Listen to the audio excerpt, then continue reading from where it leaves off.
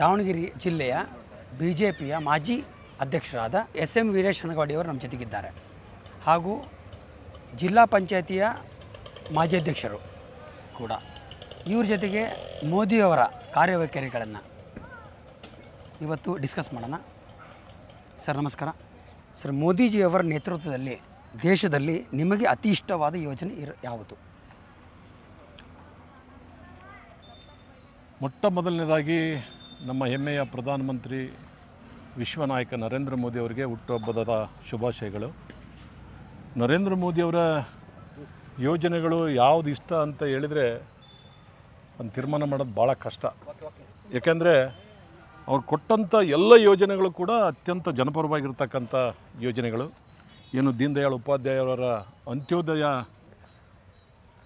ಒಂದು ಕಾನ್ಸೆಪ್ಟ್ ಅಡಿಯಲ್ಲಿ ಅವರ ಯೋಜನೆಗಳನ್ನು ಕೊಟ್ಟಿದ್ದಾರೆ. ಮೊಟ್ಟ ಮೊದಲನೇದಾಗಿ ಅವರು 2014ರಲ್ಲಿ ಪ್ರಧಾನಮಂತ್ರಿ ಆದಂಥ ಸಂದರ್ಭದಲ್ಲಿ ಅವರು ಕೆಂಪುಕೋಟೆ ಮೇಲೆ ಭಾಷಣ ಮಾಡಿದರು. ಅವತ್ತು ಜನ ಕಾಯ್ತಾಯಿದ್ರು, ಏನು ಹೇಳ್ತಾರೆ ನರೇಂದ್ರ ಮೋದಿಯವರು, ಯಾವ ಯೋಜನೆಯನ್ನು ಕೊಡ್ತಾರೆ ಅಂತ. ಆದರೆ ಅವರು ಫಸ್ಟ್ ಕೊಟ್ಟಿದ್ದು ಸ್ವಚ್ಛ ಭಾರತ್ ಅನ್ನೋ ಯೋಜನೆಯನ್ನು ಕೊಟ್ಟರು. ಈ ದೇಶದಲ್ಲಿ ಬಯಲು ಮುಕ್ತ ಶೌಚಾಲಯ ಆಗಬೇಕು, ಎಲ್ಲರ ಮನೆಯಲ್ಲೂ ಕೂಡ ಶೌಚಾಲಯ ಇರಬೇಕು ಅನ್ನೋದು ಕಾನ್ಸೆಪ್ಟನ್ನು ಕೊಟ್ಟರು. ಇಡೀ ದೇಶದ ಜನ, ಸಂಘ ಸಂಸ್ಥೆಗಳು, ಖಾಸಗಿ ಸಂಸ್ಥೆಗಳು, ಜನಸಾಮಾನ್ಯರು ಎಲ್ಲರೂ ಕೂಡ ಅದನ್ನ ಅತ್ಯಂತ ಅಭೂತಪೂರ್ವವಾಗಿ ಬೆಂಬಲಿಸಿ ಆ ಕಾರ್ಯಕ್ರಮ ಅತ್ಯಂತ ಯಶಸ್ವಿ ಆಯಿತು. ಇವತ್ತು ಹಲವಾರು ಸಮೀಕ್ಷೆಗಳ ಪ್ರಕಾರ ಬಯಲು ಮುಕ್ತ ಶೌಚಾಲಯವನ್ನು ಮಾಡಿದ್ರಿಂದ ಇವತ್ತು ಈ ದೇಶದಲ್ಲಿ ಸಾಕಷ್ಟು ಜನಸಾಮಾನ್ಯರ ಆರೋಗ್ಯದಲ್ಲಿ ಸುಧಾರಣೆ ಕಂಡಿದೆ. ಅದು ಈಗಾಗಲೇ ಸಮೀಕ್ಷೆ ಆಗಿದೆ. ಇವತ್ತು ಅಷ್ಟರ ಮಟ್ಟಿಗೆ ಒಂದು ಕುಟುಂಬದ ಸ್ವಾಸ್ಥ್ಯವನ್ನು ಕಾಪಾಡಲಿಕ್ಕೆ ಯೋಜನೆಯನ್ನು ಕೊಟ್ಟರು. ತದನಂತರ ಈ ದೇಶದ ಒಬ್ಬ ಬಡವನಿಗೆ ಒಂದು ಬ್ಯಾಂಕ್ ಅಕೌಂಟ್ ಇರಲಿಲ್ಲ. ಇವತ್ತು ಎಲ್ಲರಿಗೂ ಕೂಡ ಅಕೌಂಟ್ ತೆಗೆಯುವಂಥ ಒಂದು ಅವಕಾಶವನ್ನು ಕೊಟ್ಟರು. ಅದ್ರ ಜೊತೆಗೆ ಏನು ಇನ್ಶೂರೆನ್ಸ್ಗಳ ಈ ದೇಶದ ಬಡವನಿಗಿರಲಿಲ್ಲ. ಅನೇಕ ವಿಚಾರವಾಗಿ SB ಅಕೌಂಟ್ ಇರ್ತಕ್ಕಂಥವ್ರಿಗೆ ಇನ್ಶೂರೆನ್ಸನ್ನು ಮಾಡೋದು, ಒಬ್ಬ ವ್ಯಕ್ತಿ ಆಕಸ್ಮಿಕವಾಗಿ ಅಪಘಾತವಾದರೆ, ಮೃತಪಟ್ಟರೆ ಅವರಿಗೆ ಅವರ ಕುಟುಂಬಕ್ಕೆ ಒಂದು ಭದ್ರತೆಯಾಗಿ ಇನ್ಶೂರೆನ್ಸನ್ನು ಕೂಡ ಕೊಟ್ಟರು. ಅದ ನಂತರ ಕೊರೋನಾ ಕಾಲದಲ್ಲಿ ತಾವೆಲ್ಲ ಗಮನಿಸಿದಂಗೆ 7-8 ತಿಂಗಳ ಒಂದು ಮನೆಗೆ ಬೇಕಾದಂಥ ಪದಾರ್ಥಗಳನ್ನು, ಇವತ್ತು ದವಸ ಧಾನ್ಯಗಳನ್ನು ಮುಂಗಡವಾಗಿ ಇವತ್ತು ಕೇಂದ್ರ ಸರ್ಕಾರ ಕೊಟ್ಟದ್ದನ್ನು ನಾವು ನೋಡಿದ್ವಿ. ಇವತ್ತು ರೈತರ ಅಕೌಂಟಿಗೆ ನೇರವಾಗಿ 6,000 ರೂಪಾಯಿ ಹಣ ಬರ್ತಕ್ಕಂಥದ್ದನ್ನು ನೋಡಿದ್ದೀವಿ. ಹಿಂದೆ ಮಾಜಿ ಪ್ರಧಾನಿಗಳಾಗಿರ್ತಕ್ಕಂಥ ರಾಜೀವ್ ಗಾಂಧಿಯವರು ಒಂದು ಮಾತನ್ನು ಹೇಳಿದ್ದು, ಕೇಂದ್ರ ಸರ್ಕಾರದಿಂದ 100 ರೂಪಾಯಿ ಹೋದರೆ ಅದನ್ನು ಫಲಾನುಭವಿ ಮುಟ್ಟೋಷ್ಟೊತ್ತಿಗೆ ಅದು 20 ರೂಪಾಯಿ ಆಗುತ್ತೆ, 80 ರೂಪಾಯಿ ಮಧ್ಯವರ್ತಿಗಳಲ್ಲಿ ಸೋರ್ತದೆ, ಕಮಿಷನ್ ಹೋಗ್ತದೆ, ಅಧಿಕಾರಿಗಳಲ್ಲಿ ಪೋಲಾಗ್ತದೆ ಅಂತ ಹೇಳ್ತಾಯಿದ್ರು. ಆದರೆ ಇವತ್ತು ಏನು ಡಿಜಿಟಲ್ ತಂತ್ರಜ್ಞಾನವನ್ನು ಬಳಸ್ಕೊಂಡು ನರೇಂದ್ರ ಮೋದಿಯವರು ಒಂದೇ ಒಂದು ಪೈಸೆ ಎಲ್ಲೂ ಸೋರಲಿಕ್ಕೆ ಅವಕಾಶ ಇಲ್ಲ. ಕೇವಲ ಒಂದು ಬಟನ್ ಪ್ರೆಸ್ ಮಾಡೋದ್ರ ಮೂಲಕ ಈ ದೇಶದ ಎಲ್ಲ ರೈತರ ಅಕೌಂಟಿಗೆ 6,000 ರೂಪಾಯಿ ಹೋಗೋಂಥದ್ದನ್ನು ನಾವು ನೋಡಿದ್ದೇವೆ. ಅನೇಕ ವಿಚಾರದಲ್ಲಿ ಇವತ್ತು ನರೇಂದ್ರ ಮೋದಿಯವರ ಒಂದು ಆಯುಷ್ಮಾನ್ ಭಾರತ್ ಇರ್ಬೋದು, ಒಂದು ಬಡ ಕುಟುಂಬದಲ್ಲಿ ಹುಟ್ಟಿದಂಥವ್ರಿಗೆ ಯಾರಿಗಾದ್ರೂ ಕಾಯಿಲೆಗೆ ಬಿದ್ದು ಏನಾದರೂ ಆದರೆ ಇವತ್ತು ಅವರು ಮನೆಗಿರ್ತಕ್ಕಂಥ ಒಡವೆ ವಸ್ತು, ಮನೆ ಹೊಲ ಅದನ್ನೆಲ್ಲ ಹಣ ಇಟ್ಟು ಇವತ್ತು ಚಿಕಿತ್ಸೆ ಪಡಿಸುವಂಥ ಒಂದು ವ್ಯವಸ್ಥೆ ಇತ್ತು. ಆದರೆ ಇವತ್ತು ಯಾವುದೇ ಒಬ್ಬ ಬಡವನಿಗೆ ಅನಾರೋಗ್ಯ ಪೀಡಿತನಾದರೆ ಯಾವುದೇ ಆಸ್ಪತ್ರೆಯಲ್ಲಿ, ಸರ್ಕಾರಿ ಆಸ್ಪತ್ರೆಯಲ್ಲಿ ಇಲ್ಲಂದ್ರೆ ಪ್ರೈವೇಟ್ ಆಸ್ಪತ್ರೆಯಲ್ಲೂ ಕೂಡ 5 ಲಕ್ಷದವರೆಗೂ ಅವರಿಗೆ ಚಿಕಿತ್ಸೆಗೆ ಅವಕಾಶ ಇದೆ. ಇಂಥ ಹಲವಾರು ಯೋಜನೆಗಳನ್ನು ನೋಡಿದರೆ ನನಗೆ ಭಾಳ ಹೆಮ್ಮೆ ಅನಿಸೋದು ಆ ಯೋಜನೆ. ಆಯುಷ್ಮಾನ್ ಭಾರತ್ ಯೋಜನೆ ಇದೆಯಲ್ಲ, ಭಾಳ ಅದು ಅವಶ್ಯಕತೆ ಇರ್ತಕ್ಕಂಥ ಯೋಜನೆ. ಆ ಯೋಜನೆ ಇವತ್ತು ಯಶಸ್ವಿಯಾಗಿದೆ. ಇಡೀ ದೇಶದಲ್ಲಿ ಇವತ್ತು ಬಡವ ನೆಮ್ಮದಿಯಾಗಿದ್ದಾನೆ. ಇವತ್ತು 3ನೇ ಬಾರಿಗೆ ಸರ್ಕಾರ ಬರುವಂಥದ್ದು ಸುಲಭದ ಮಾತಲ್ಲ. ಇವತ್ತು ನರೇಂದ್ರ ಮೋದಿಯವರ ಜನಪ್ರಿಯತೆ ಯಾವ ಮಟ್ಟಕ್ಕೆ ಹೋಗಿದೆ ಅಂದರೆ, ಇಲ್ಲೇ ನರೇಂದ್ರ ಮೋದಿಯವರು ಹೋದರೂ ಕೂಡ 50-60 ಸಾವಿರ ಲಕ್ಷ ಜನಗಟ್ಟಲೆ ಸೇರೋದನ್ನು ನಾವು ನೋಡ್ತೀವಿ. ಬರೀ ನಮ್ಮ ದೇಶದಲ್ಲ, ವಿದೇಶದಲ್ಲೂ ಕೂಡ ನರೇಂದ್ರ ಮೋದಿಯವರಿಗೆ ಸಾಕಷ್ಟು ಬೆಂಬಲ ಇವತ್ತು ಸಿಗ್ತಾ ಇದೆ. ಇವತ್ತು ಅಮೇರಿಕದ ಅಧ್ಯಕ್ಷರೇ ಕೂಡ ನರೇಂದ್ರ ಮೋದಿಯವರ ವ್ಯಕ್ತಿತ್ವ, ನರೇಂದ್ರ ಮೋದಿಯವರ ಆಡಳಿತದ ವೈಖರಿಯನ್ನು ನೋಡಿದರೆ ಇವತ್ತು ಹೆಮ್ಮೆ ಪಡುವಂಥ ಕೆಲಸ ಇವತ್ತು ನರೇಂದ್ರ ಮೋದಿಯವರು ಮಾಡ್ತಾಯಿದ್ದಾರೆ. ಸರಿ, ಸ್ವಚ್ಛ ಭಾರತ್ ಅಭಿಯಾನದ ಬಗ್ಗೆ ಏನು ಹೇಳ್ತೀರಿ?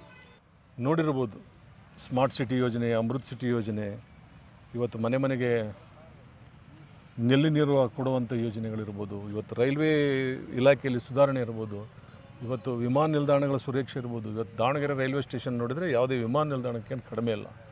ಸ್ಮಾರ್ಟ್ ಸಿಟಿ ಯೋಜನೆಯಲ್ಲಿ Davanagere bus stand, Davanagere city ನೋಡಿದರೆ ಇವತ್ತು ಯಾವುದೇ ಸ್ಮಾರ್ಟ್ ಸಿಟಿಗೂ ಕಡಿಮೆ ಇಲ್ಲ. ಇವತ್ತು ಗ್ರಾಮ ಪಂಚಾಯಿತಿಯಲ್ಲೂ ಕೂಡ ಇವತ್ತು ಕೇಂದ್ರ ಸರ್ಕಾರದ ಹಣದಿಂದಲೇ ಇವತ್ತು ಗ್ರಾಮ ಪಂಚಾಯತ್ ನಡೀತಾ ಇದೆ. ಇವತ್ತು ಅನೇಕ ಯೋಜನೆಗಳನ್ನು ಹೇಳ್ತಾ ಹೋದರೆ ಇವತ್ತು ಪ್ರತಿ ದಿನಕ್ಕೆ 42 ಕಿಲೋಮೀಟರ್ ನ್ಯಾಷನಲ್ ಹೈವೇ ರೆಡಿ ಆಗ್ತಾಯಿದೆ. ಇವತ್ತು ಅಮೇರಿಕ ಏನು ಮೊನ್ನೆ ಉದ್ದಟತನದಿಂದ ಭಾರತದಿಂದ ಹೋಗ್ತಕ್ಕಂಥ ಸರಕು ಸಾಮಾನು ಇವರಿಗೆ ಏನು 50% ಟ್ಯಾಕ್ಸನ್ನು ವಿಧಿಸಿದ್ರು. ಇವತ್ತು ಚೈನಾ ಮತ್ತು ರಷ್ಯಾ ಜೊತೆಗೆ ನಮ್ಮ ಒಪ್ಪಂದವನ್ನು ಮಾಡ್ಕೊಂಡು ನಾವು ಯಾವಾಗ ಅಮೇರಿಕಕ್ಕೆ ಶೆಡ್ ಹೊಡೆದ್ವೋ, ಇವತ್ತು ಅಮೇರಿಕದ ಅಧ್ಯಕ್ಷರು ಕೂಡ ನರೇಂದ್ರ ಮೋದಿ ಅವರಿಗೆ ಫೋನ್ ಕರೆ ಮಾಡಿ ನಾನು ಮೋದಿ ಅವರು ಒಳ್ಳೆಯ ಸ್ನೇಹಿತರು ಅನ್ನೋ ಮಟ್ಟಕ್ಕೆ ಹೇಳುವಂಥ ಮಟ್ಟಕ್ಕೆ ಇವತ್ತು ನರೇಂದ್ರ ಮೋದಿ ಅವರ ವ್ಯಕ್ತಿತ್ವ ಇದೆ. ಭಾಳ ಇಡೀ ದೇಶದ ಜನಕ್ಕೆ ಆಶ್ಚರ್ಯ, ಒಬ್ಬ ವ್ಯಕ್ತಿಯಲ್ಲಿ ಇಷ್ಟೊಂದು ಗುಣಗಳು ಯಾವ ಥರ ಇದ್ದಾವೆ. ಅವರು ಕೇವಲ ಮಲಗದೇ 4-5 ತಾಸು, ಉಳಿದಂಥ ಎಲ್ಲ ಸಮಯವನ್ನು ದೇಶಕ್ಕಾಗಿ ಮೀಸಲಿಟ್ಟಿದ್ದಾರೆ. ಅವರು ಪ್ರಧಾನಮಂತ್ರಿ ಆದಮೇಲೆ ಈ ದೇಶ ಆರ್ಥಿಕವಾಗಿ ಎಲ್ಲೋ ಇದ್ದಂಥದ್ದು, ದಿವಾಳಿತನದಲ್ಲಿ ಇದ್ದಂಥ ದೇಶ ಇವತ್ತು ಆರ್ಥಿಕವಾಗಿ ಬಲಿಷ್ಠ ರಾಷ್ಟ್ರಗಳ ಸಾಲಿನಲ್ಲಿ 3ನೇ ಸ್ಥಾನಕ್ಕೆ ಬರ್ತಾ ಇದೆ.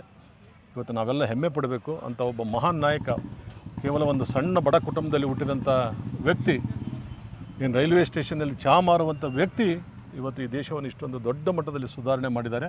ಇವತ್ತು ನರೇಂದ್ರ ಮೋದಿಯವರು ಬಂದ ಮೇಲೆ ಆಡಳಿತದಲ್ಲಿ ಸಾಕಷ್ಟು ಬದಲಾವಣೆ, ಸುಧಾರಣೆಗಳು ಬಂದಿರೋಂಥದ್ದು ನಾವು ನೀವೆಲ್ಲ ಸರ್. ನರೇಂದ್ರ ಮೋದಿಯವರ ಕರ್ನಾಟಕಕ್ಕೆ ಇರುವ ಕೊಡುಗೆ, ನರೇಂದ್ರ ಮೋದಿಯವರು ಕರ್ನಾಟಕಕ್ಕೆ ಕೊಟ್ಟಂಥ ಕೊಡುಗೆಗಳು ಅಪಾರವಾಗಿರ್ತಕ್ಕಂಥ ಕೊಡುಗೆಗಳು. ಇವತ್ತು ನ್ಯಾಷನಲ್ ಹೈವೇ ಇರ್ಬೋದು, ರೈಲ್ವೆ ಇರ್ಬೋದು, ಏನು ಒಂದೇ ಭಾರತ್ ರೈಲ್ ಇರ್ಬೋದು, ಬೆಂಗಳೂರು ನಗರಾಭಿವೃದ್ಧಿ ಇರ್ಬೋದು, ದಾವಣಗೆರೆ ಸೇರಿದಂತೆ ಅನೇಕ ಸ್ಮಾರ್ಟ್ ಸಿಟಿಗಳಿರ್ಬೋದು, ಇವತ್ತು ಬಡವರ ಮನೆಗೆ ಜಲಜೀವನ್ ಮಿಷನ್ನಲ್ಲಿ ಮನೆಗೆ ನೀರು ಕೊಡುವಂಥದ್ದು ಇರ್ಬೋದು, ಮನೆಗೆ ಒಂದು ಶೌಚಾಲಯ ಕೊಡುವಂಥದ್ದು ಇರ್ಬೋದು. ಇವತ್ತು ಕರ್ನಾಟಕದ ಎಲ್ಲ ಬಡ ರೈತರುಗಳಿಗೆ 6,000 ರೂಪಾಯಿ ಅವ್ರ ಅಕೌಂಟಿಗೆ ಬರ್ತಕ್ಕಂಥದ್ದು ಇರ್ಬೋದು. ಆಯುಷ್ಮಾನ್ ಭಾರತ್ ಇರ್ಬೋದು, ಅನೇಕ ಯೋಜನೆಗಳು, ಒಂದಲ್ಲ ಎರಡಲ್ಲ ಹೇಳ್ತಾ ಹೋದರೆ ಸಾಕಷ್ಟು ಯೋಜನೆಗಳನ್ನು ಇವತ್ತು ನರೇಂದ್ರ ಮೋದಿ ಅವರು ಕರ್ನಾಟಕಕ್ಕೂ ಕೊಟ್ಟಿದ್ದಾರೆ. ಕರ್ನಾಟಕದ ಬಗ್ಗೆ ಅಪಾರವಾಗಿರ್ತಕ್ಕಂಥ ಪ್ರೀತಿ ಇದೆ ಅವರಿಗೆ. ಸರ್, ಇನ್ನೊಂದು ಪ್ರಶ್ನೆ, ಲಾಸ್ಟ್ ಪ್ರಶ್ನೆ ಸರ್. ಈಗ 75ನೇ ಇಸ್ವಿ ಆದಮೇಲೆ ಎಲ್ಲ ರಿಟೈರ್ಡ್ ಆಗ್ತಿದ್ದಾರೆ. ಮೋದಿಜಿಯವರು 75 ಆಯಿತು, ಮುಂದೇನು? 75ಕ್ಕೆ ರಿಟೈರ್ಡ್ ಅಂತ ನಮ್ಮದೆಲ್ಲೂ ನಮ್ಮ ಪಕ್ಷದ ಸಂವಿಧಾನದಲ್ಲಿ ಇಲ್ಲ.